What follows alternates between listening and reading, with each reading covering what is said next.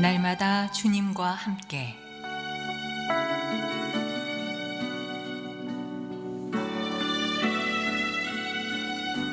오늘 말씀에 강북-제1교회 황형택 목사입니다.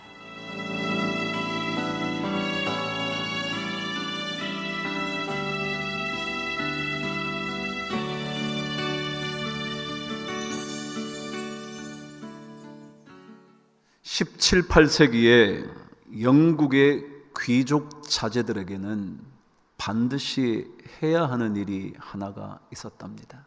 특별히 그 귀족의 자제들이 귀족 사회로 입문하려면 반드시 이 과정을 거쳐야 했다고 합니다. 일명 그랜드 투어, 큰 여행이라는 명칭을 가진 여행이었습니다. 영국에서 시작해서 파리를 거쳐 로마를 다녀와 피렌체를 거쳐 나폴리에 이르기까지, 그리고 다시 폼페이까지 내려와서 그리스 로마 역사를 생각할 뿐만 아니라 또다시 동유럽 쪽으로 건너가 오스트리아, 그 나라 인스브룩, 또다시 독일 쪽으로 뮌헨, 그리고 베를린, 네덜란드의 암스테르담까지 완벽하게 그 당시 최고의 도시들, 나라들을 다녀와야만 했다는 겁니다. 왜냐하면 귀족 사회에서는 그 나라들, 그 도시를 다녀오지 않고는 세계의 경제와 문화와 정치, 사회 이야기를 꺼낼 수도 없는 것이 상식이었기 때문이랍니다. 그래서 그 각 가문들은 그들의 자녀들을 엄청난 비용을 들여 마차 부대를 동원해 그 자녀들을 그 멀고 먼 여행길을 떠나보냈다고 합니다. 짧게는 수개월 만에 끝나기도 하지만 대개는 수년간에 걸친 여행이었대죠. 왜 보낸다고요? 그곳에서 세계를 경험할 수 있도록, 세계의 흐름을 이해할 수 있도록 만들어 주기 위해서라는 거죠. 문화뿐만 아니라 예술뿐만 아니라 정치가 어떻게 이루어져 가는지 낱낱이 포개했다는 거죠. 이게 여행이라는 거죠. 믿음의 여행 왜 한다고요? 그들이 마치 수많은 도시와 국가들을 다니면서 그곳의 수많은 모든 것들을 이해하듯이 우리도 이 여행을 통해서 믿음의 삶 속에서 경험되어져야 할 것이 무엇인지를 계속해서 확인해 보기 위해서겠죠. 성경 사건, 수많은 사건을 통하여 그 사건이 나의 삶 속에 다시 재조명이 될 수 있도록, 그래서 우리도 믿음이라는 마차를 타고 그 여행을 떠나 믿음의 삶 속에 체험되어져야 할 것들이 무엇인지 확인해 보는 것이 믿음의 여행이죠. 이러저러한 삶의 환경들을 말씀 속의 사건과 이야기를 통해서 우리가 다시 한번 체험해 보는 거겠죠. 오늘 이야기는요, 엘리야라는 인물의 이야기입니다. 아마도 이스라엘 백성들에게 믿음의 영웅을 선택하라고 한다면 반드시 빠지지 않고 등장한 인물 하나가 있다면 모세일 겁니다. 이스라엘 백성을 건져낸 민족의 영웅이었죠. 근데 그 사람만큼이나 언제나 함께 언급되었던 인물이 누구냐 하면 엘리야라는 인물입니다.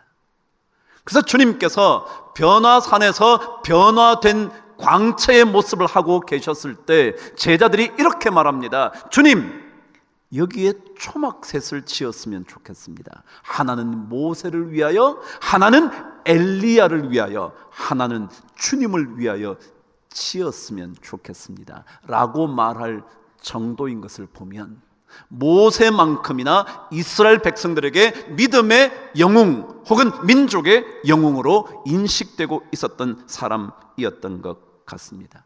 사실 엘리야는 열왕기상 17장에 갑자기 등장하는 인물입니다. 근데 등장하자마자 그의 이야기는 엄청난 기적 같은 사건으로 줄여집니다. 첫 번째가 이렇습니다. 등장하자마자 아합이라는 왕에게 수년 동안의 가뭄을 선포합니다. 여러분 한번 생각해 보시죠. 어떤 선지자가 나타나서 왕에게 나타나서 말이죠, 수년 동안 비가 없을 거라고. 그 말하기 쉽나요? 왜요? 그러다 비 내리면 어떡하죠? 몇 개월, 며칠 동안은 비가 안 올 것이라고 말할 수 있을지는 모르지만 수년 동안 비가 오지 않을 거라고 왕 앞에 말할 수 있기라는 건 쉽지 않았을 겁니다. 그럼에도 불구하고 그는 하나님께 붙잡힌 사람이었기 때문에 하나님의 말씀을 선포하는 일에 조금도 주저함이 없었고 두려움이 없었습니다. 그 말이 진짜였을까요? 네, 진짜였죠. 비가 내리지 않습니다. 가뭄이 찾아옵니다. 온 곳에 기근이 들기 시작합니다. 그 한 예를, 한 과부의 이야기를 들어 성경은 또 기록합니다. 어려움이 닥치면 과부들이나 가난한 고아들, 그들이 가장 고통을 받겠죠. 그 한 이야기가 적혀져 있습니다. 한 과부가 아이 하나를 데리고 이제 가뭄 때문에 먹을 것이 없어 마지막 음식 한번 차려 먹고 세상을 떠날 준비를 하는 그 가정에 엘리야가 등장을 합니다. 그리고는 말도 안 되는 요청을 하죠. 그 떡 만들어 내게 먼저 먹게 하라고. 어쨌거나 그 일을 이루고 난 다음에 엘리야가 선포합니다. 너 집의 통의 가루와 병의 기름이 마르지 않을 거라고, 그치지 않을 거라고. 아니나 다를까 그의 말대로 그 집안은 끊임없이 쏟아져 나오는 통의 가루와 병의 기름으로 인하여 그들이 잘 살게 됩니다. 그 일이 있은 이후에 더 놀라운 일 하나가 생깁니다. 그 과부의 아들이 죽음을 경험하는 겁니다. 죽음에 임박합니다. 아니, 죽어버린 것 같습니다. 과부가 원통이 여기며 엘리야를 향하여 외칩니다. 당신이 이러려고 우리 가정에 찾아왔냐고. 그러려고 우리 가정에 이 통의 가루와 병의 기름 마르지 않게 했냐고. 그게 뭐 중요하다고 우리 아들 생명이 끊어지는데. 그러자 엘리야가 그 아이 위에 몸을 3번이나 엎드려 하나님께 부르짖자 다시 그 아이의 생명이 되돌아옵니다. 참 놀랍죠. 그 이야기가 17장에 18장에 계속 이루어집니다. 그 사건 이후에 또다시 엄청난 사건, 엘리야라고 생각하면 언제나 이 사건이 떠오르는 갈멜산의 전투가 기록되어 있습니다. 바알 선지자 450인, 아세라 선지자 400인과 1대 850의 대결을, 영적인 전투를 벌이는 겁니다. 각자의 신을 부릅니다. 엘리야는 하나님의 이름을 부릅니다. 하나님께서 그의 재물을 불로 받으시는 사건을 통하여 그는 기손 시내로 내려다가 모든 바알 선지자들을 다 죽입니다. 놀랍죠? 이번에 저희들이 성지순례 갔는데 엘리야 상이 있는 그 교회로 올라갔습니다. 칼을 든 엘리야의 모습 엄청났죠? 그 사건 이후에 다시 엘리야의 기적 같은 이야기가 등장합니다. 어느새 세월이 많이 흘렀나 보죠? 그렇지만 17장, 18장 두 장의 수년의 이야기를 다 담아둔 겁니다. 손바닥만한 구름을 보더니 큰 비가 쏟아질 거라고 말하면서 아합에게 또다시 말합니다. 비가 오면 당신의 마차가 내려갈 수 없습니다. 내리기 전에 가십시오. 손바닥만한 구름 하나 보고 아니나 다를까 큰 비가 쏟아집니다. 이것이 18장까지의 이야기였습니다. 그런데 이런 놀라운 이야기가 실리고 난 다음에 곧장 등장한 19장의 첫 번 이야기, 그것은 참으로 이상한 얘기였습니다. 특별히 바알 선지자를 죽이게 되었던 그 사건을 듣게 된 이세벨이라는 아합 왕의 부인이 전가를 보냅니다. 내가 우리의 모든 선지자를 죽인 것처럼 내가 너의 생명을 빼앗겠다고. 그 말 한마디 전해 듣자 엘리야는 생명을 부지하기 위하여 도망칩니다. 그리고는 부엘세바까지 내려가 부엘세바에서 하룻길을 간 광야로 숨어 들어가 로뎀 나무 아래 은신하기 시작을 한 겁니다. 여러분 이상하지 않나요? 이렇게 엄청난 기적의 능력의 사건을 일으킨 엘리야의 이야기를 적고 난 다음 곧장 한 여인의 말을 듣고는 숨어 도망가버린, 그리고 그곳에 숨어서 하나님, 제 생명을 차라리 빼앗아 가십시오, 왜 이러십니까? 라고 말하는 정도의 이야기를 왜 적어놨을까? 이거 적지 않아도 엘리야의 놀라운 기적만으로도 충분히 엘리야를 설명할 수 있을 텐데 왜 이 얘기를 적어놨을까? 한 여인의 말 한마디에 생명이 두려워 이제껏 수백 명을 죽인 그 사람이 도망갈 수밖에 없게 된 것일까? 도대체 무슨 얘기를 하고 싶은 걸까? 그래요, 저는 이거 읽으니까요 대부분 떠오른 게 그래요. 그래, 우리 인간은 모두 연약한 존재지라는 거였어요. 그래요, 제가 늘 강조하잖아요. 하나님을 믿는 사람들의 마음속에는요 뭐가 있어야 되냐면 우리는 연약한 존재야 라는 겁니다. 위대한 것 같지만, 강한 것 같지만 사실은 어느 순간 우리는 모든 삶을 포기하고 싶을 만큼 엄청난 무기력에 빠져들게 돼 있는 존재가 인간이라는 겁니다.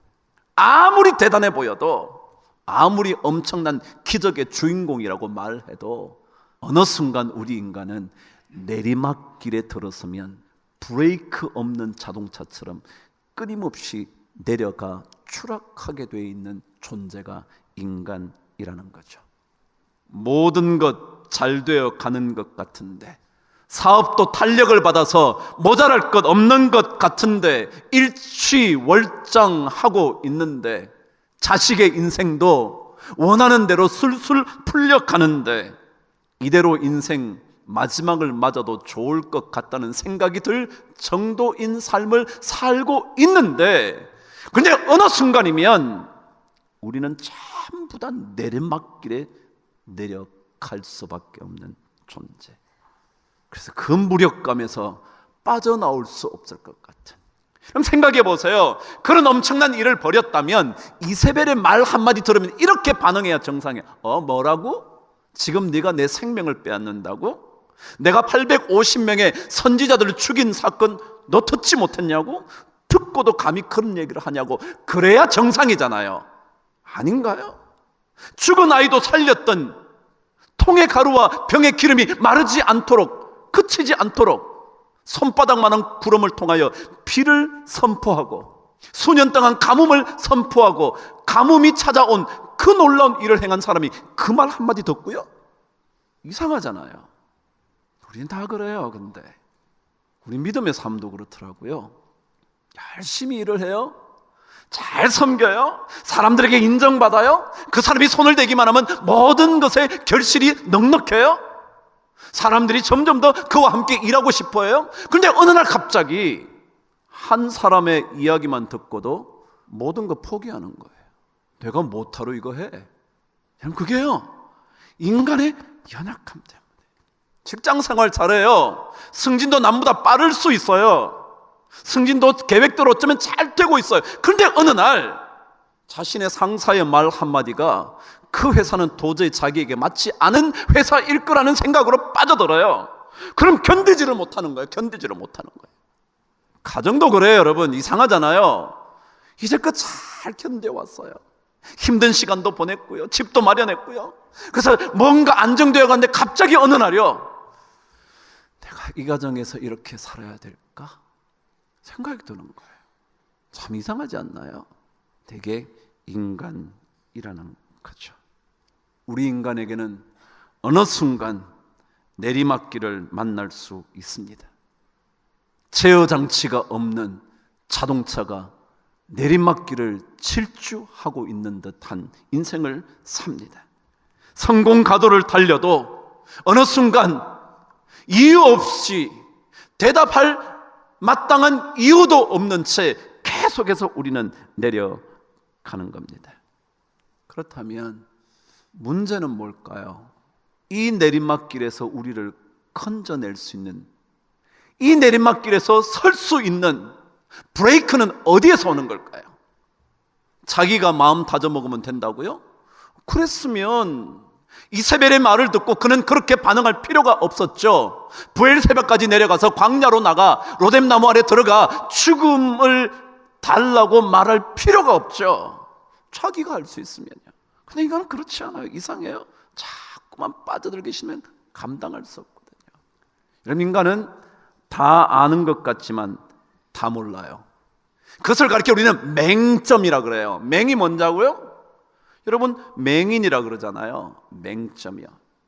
우리 인간에게는 전부 다 맹점이 있어요. 이 맹점은 참 독특한 게요, 시신경이 있잖아요. 그럼 뭔가 사물을 보죠. 사물을 보면 그 사물을 본 순간 사물을 본 것을 뇌로 전달을 합니다.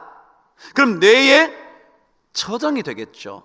그런데 이상하게 그 뇌로 전달되어 들어오는 그 부분이 실제로는 시각 세포가 없는 겁니다. 그래서 못 보는 거예요. 그것을 뭐라 그러냐면 맹점이라 그래요. 봐서 뇌로 갖고 오는데 우리 곧 들어오는 거기에는 시각 세포가 없어서 보이지 않는 것들이 생긴다는 거예요. 그래서 봤는데 못 본 거예요. 다 본 줄 알았는데 다 못 본 거예요. 우리에게는 모두가 이 맹점을 갖고 있어요. 아니, 우리 모두는 아킬레스건을 갖고 있다고요. 그것만 건드리면 아무것도 못하는 거예요. 하고 싶은데, 아니, 갑자기 하고 싶은 마음까지 다 달아나요. 이제껏 일구어 놓은 것도 아무런 의미가 없는 것처럼 느껴져요. 이제껏 능력 있는 인생을 살았어도 내가 이런 존재일까 두려워질 정도가 되기까지 해요. 우리 인간이 그렇다고요, 여러분. 우리 인간이요. 대단한 것 같지만, 다 보는 것 같지만 다 볼 수가 없어요.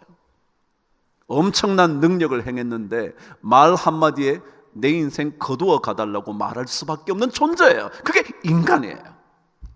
그래서 이 인간이 그 무기력함, 무력함, 내리막으로부터 건짐을 받을 수 있는 길이 뭐냐?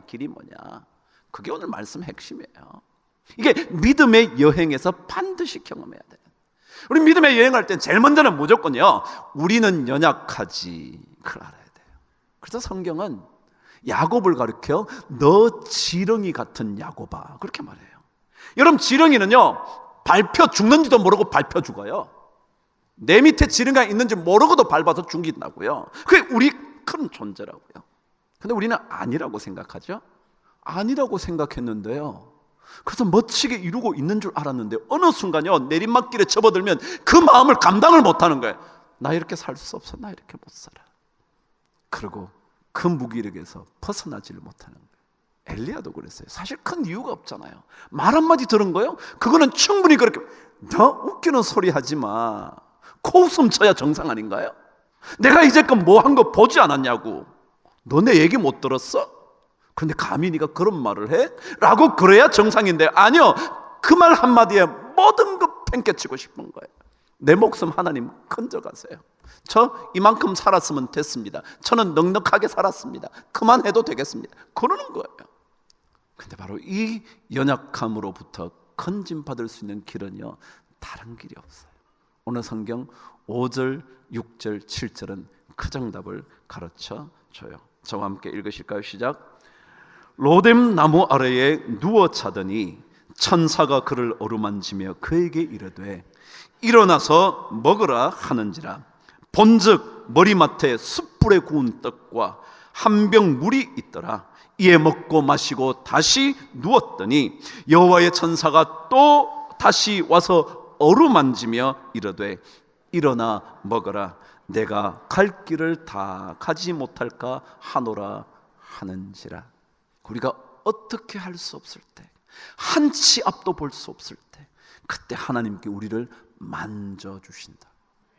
그래요, 우리가 이 내리막길에서 갑자기 찾아온 이 무기력함으로부터 빠져나오는 길은요 하나님의 어루만져주시는 은혜가 없으면 안 돼. 이거 없으면 우리는 못 일어나요. 강한 줄 알았는데 어느새 빠지고 나면 못 일어나. 그래서 하나님께서 그래서 우리에게 찾아오셔서 어루만지고 먹여주시고 마시게 해주시고, 그래도 힘을 얻지 못하면 또다시 오셔서 우리를 어루만져 주시고 먹여주셔야만 우리는 일어날 수 있어요. 우리는 그분의 은혜 아니면 살아갈 수가 없네. 그죠? 우리 찬양 부르잖아요. 왜냐하면 내 능력으로 살아날 수 있을 것 같은데, 지금까지 행해온 업적으로 보면, 능력으로 보면, 삶의 결과물로 보면 절대로 그 말 한마디에 내가 이렇게 쓰러질 수 없는데, 그렇게 쓰러질 수밖에 없는 존재가 인간이라면, 우리 인간은 하나님의 어루만져 주시는 그것이 없이는 안 된다는 거죠. 하나님의 도와주시는 그 은혜, 먹여주시는 그 은혜가 없이는 절대 우리는 살아날 수가 없다는 거예요. 사실 엘리야의 능력의 이야기는 누가 한 겁니까? 그거? 자기가 한 건가요? 아니요. 가만히 보면 전적으로 하나님이 하신 거예요. 하나님이 하신 거예요. 비를 내리지 않게 하신 것도 하나님이 하신 거고요, 비 내리게 하신 분도 하나님이었고요, 아이를 살리신 분도 하나님이었고요, 그 통에 가루와 병에 기름이 마르지 않고 그치지 않게 하신 분도 하나님이었죠. 자기가 아니었죠. 그러니까 결국은 하나님을 붙들지 않고는 안 되는 거죠. 그럼 신앙이라는 거예요, 믿음이라는 건 뭐냐면 하나님이 하셔야 된다는 것, 하나님의 어루만지심의 은혜가 있어야 된다는 것, 하나님께서 먹여주시고 마시게 해주셔서 일어날 수 있도록 만들어주시는 그 하늘의 양식이 있어야 한다는 것, 그가 아니면 안 된다. 우리는 연약하지만 그분은 강하시기에 우리는 그분의 도우심이 필요하다고요. 이게 믿음의 여행하는 거예요. 지금 377장 찬송은 이렇게 기록되어 있습니다. 전능하신 주 하나님, 나는 순례자이니 나는 심히 연약해도 주는 강하옵니다. 하늘 양식 먹여주시옵소서, 먹여주시옵소서. 그렇지, 우리는 연약하지만 하나님은 전능하시는 분이라 그분의 하늘 양식을 먹을 수만 있다면 우리는 다시 일어설 수 있다고. 그분은 강하시거든요. 그래서 그 강하신 분이 우리 인생의 내리막의 순간에 붙잡아 일으켜 주셔야 우리는 다시 살아날 수 있어요. 이 이야기를 다니엘서는 너무도 정확하게 기록해 두었습니다. 다니엘의 환상을 봅니다. 그 환상이 감당할 수 없을 만큼 엄청난 것이라 온몸에 힘이 다 빠져버립니다. 어떻게 할 줄 모르. 이 일을 어떻게 하면 좋을까? 그는 완전히 힘을 잃어버립니다. 근데 그때 하나님의 사자가 엘리야에게 나타난 것처럼 똑같이 나타납니다. 다니엘서 10장 18절 19절입니다. 또 사람 모양 같은 것 하나가 나를 만지며 나를 강건하게 하여 이르되 큰 은총을 받은 사람이여 두려워하지 말라, 평안하라, 강건하라, 강건하라. 그가 이같이 내게 말하매 내가 곧 힘이 나서 이르되 내 주께서 나를 강건하게 하셨사오니 말씀하옵소서. 쓰러져 있는데 하나님께서 힘을 주시는, 그래서 다시 일어나는.